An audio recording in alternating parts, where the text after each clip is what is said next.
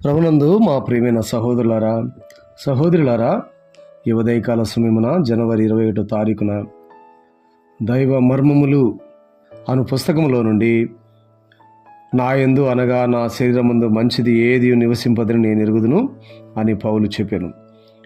రోమిలికి రాసిన పత్రిక 7వ అధ్యాయము 18వ వచనం. కళ్ళము గోధుమలను పొట్టు నుండి వేరు చేయు స్థలము. దావీదు ఎంతో జ్ఞానవంతుడని అందరూ అనుకొనుచుండిరి.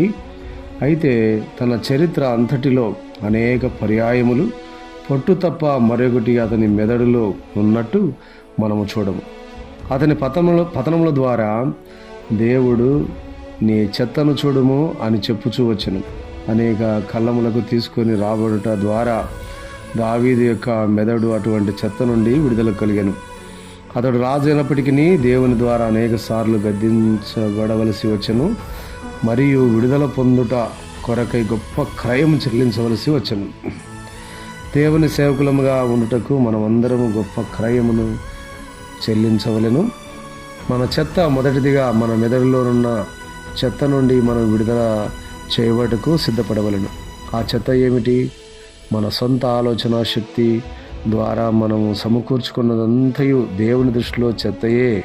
యెషయా గ్రంథం 40వ అధ్యాయం 6లో సమస్త శరీరులు గడ్డిని పోలి ఉన్నారు అని చదివేదము. ఆయనే గోధుమ గింజ.